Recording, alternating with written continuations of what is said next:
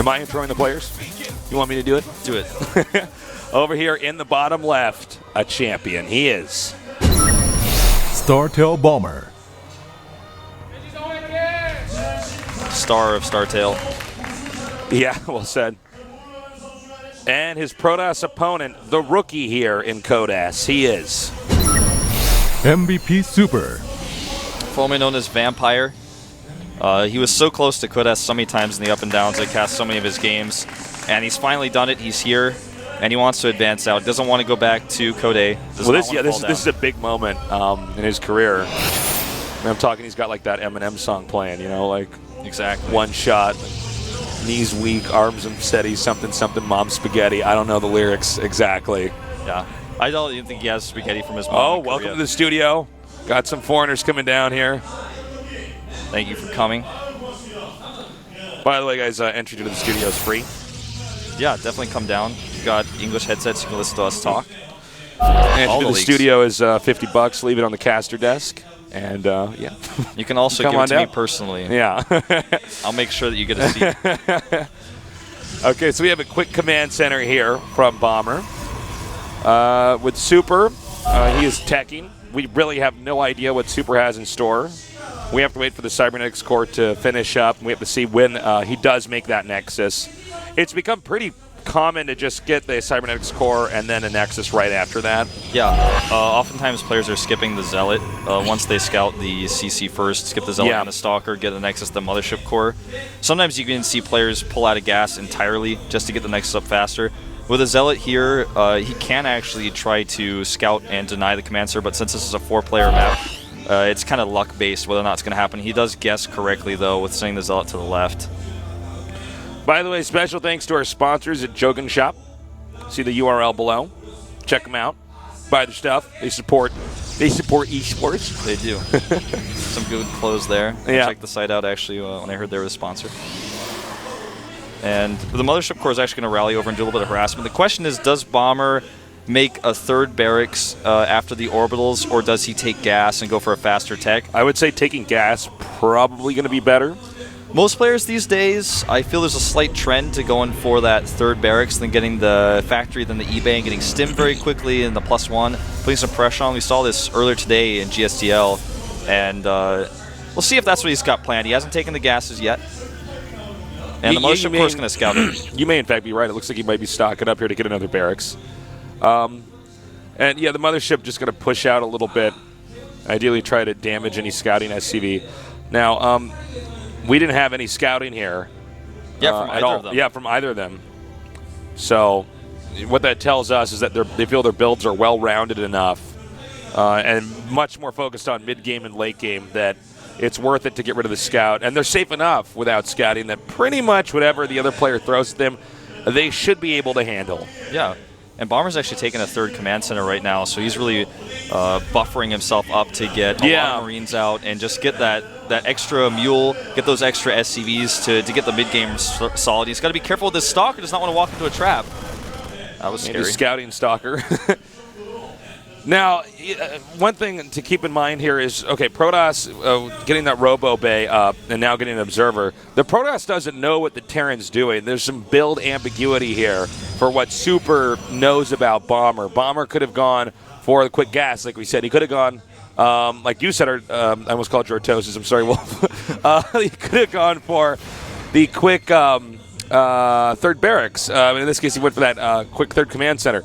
But until that Observer gets there, he doesn't know, and that's one of the problems that Protoss, the burden, I guess you could say, that Protoss has to face is, you know, Protoss might be going in the wrong direction here as far as his build goes, and won't find out until he's able to get that scouting in there. And part of this is due to the fact that Super elected not to scout at all early on here. Yeah, and sometimes on a 4-player map, a lot of Protosses will do that to get a few extra minerals because they might scout wrong and it might not matter. But now the Observer's going to see everything. He sees the 3rd CC morphing. Yep. That's all he needs to know. That's he walks all away he needs to know. It's so smart, too, because you see a lot of these Protosses, they'll go all the way through the main and then try to sneak through the back. And you don't need to do that. And good Terran players actually have it timed out right now You see right around the 720 marker here. They'll say, well, the observer should be in here. They'll be looking for that blur. They'll send their Marines over that, scan it, kill it. And one thing Protoss can't really afford is to lose the observer early on, because all the critical units come out of the robotics facility early on, the Colossus, the Immortal. Yeah. Well, the observer, obviously, Warp Prism. And to lose any of those units is a problem, because it really can mess with the balance. Yeah. And, Protoss is a race that requires an incredible amount of unit balance in order to play it properly. That's why when we see them lose the sentries early on, we're all saying, oh, God, this could be it. Yeah, you're absolutely right. That gas balance is so hard to really maintain. The build times you lose when that's killed. So a few extra barracks going down here for Bomber. And a very fast third base here from Super, but he has the stalkers at the front of the base, knowing that he didn't go for a Reaper, so he doesn't have that scouting information. Yeah. He's not leaving his base with his Marines, so there's no way for him to find out about my third Nexus. And I know he's Marine heavy because I scouted with my Observer, so my Colossi should make this third base relatively safe, even if he does see it. So I like Super's choice here. Protects the probes here for just a second, make sure there's no Marines to see them transfer, and lets the probes go. There's a perfectly timed transfer, by the way. Yeah, beautiful. The starport now going to connect over here. And once he starts to get the first two medevacs out, this is really where Terran has the muscle to move out on the map. Because, with the combination of Stim, which, by the way, is about to finish, and the medevacs, he can move out on the map. He can Stim run in and engage and be healed. And if he doesn't feel the situation safe, he can pick up boost and get out. And that's really where Protoss now is put into a defensive position. Exactly, and that's what these Colossi are for. He is getting range. He's getting the +1 attack right now, which will put him at 1-1. Bomber already has his second eBay in his armory, so he will continue those upgrades very soon. I like Super's position a lot just simply because he has this defense already prepared. Oh, are you kidding me? Oh, wow. What? Stim's in. No. Colossus finally takes him out. But, Bomber is so Marine heavy right now that the Colossi become just that much more valuable, because the less Marauders you have, the more power the Colossus really gives you to defend against these aggressive pushes. Yeah, well said. Well said. So right now, I don't believe any player can really attack into the other one. But they are, Terran, for instance, did expand to the location closer to Super. So Bomber's going to have a lot of pushing power here.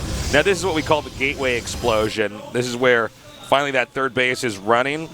I feel like Star Wars called it the fully operational battle station. So he gets a bunch of gates up, and then he can actually have the power to crank out units. And we're seeing the same thing here with the Terran, the barracks explosion as well. It's basically what we call powering up. You get all those structures ready. Yeah.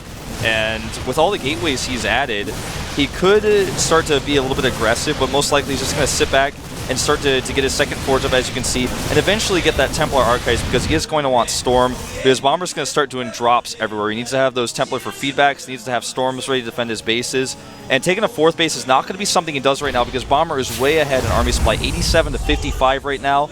And it's just because he hasn't spent as much money on tech. He's down on upgrades. He's trying to get his Vikings out. He's trying to tech up to Ghost Academy. So he's got a bigger army, but he can't use that directly. He needs to use drops. Nice. I'm sorry. Did he just get that observer? You check on the preview PC. I do think he did. Yes. Yeah, he did. Okay. Oh no, he did not. Okay. Actually. Oh no, I think I saw what happened. They actually just turned on. Yeah, just Terran vision. Okay. So the observer is there. Now, I don't know if he's going to notice that little blip, but for the time being, both these guys are pretty neck and neck. A lot of this will just come down to how they engage, the angling, and everything like that. Yeah. And again, the tech. There's still no Storm. He's really relying on those Colossi. He's going up to a 5th Colossus right now, charge in 2-2. He's going to have the better upgrades. Viking count now up to about 8. So Bomber's not in the best position here when it comes to engaging this army. He's going to have to rely on good micro-positioning, like you said, with those Vikings specifically is so key here. Now, sometimes you can bring the Stalkers up here and try to get a few snipes off and then blink away. Oh, wow, he's getting a lot with this, actually. Ideally, what you want to try to get is the medevacs, because there's a real balancing act here for the Terran with medevacs versus Vikings.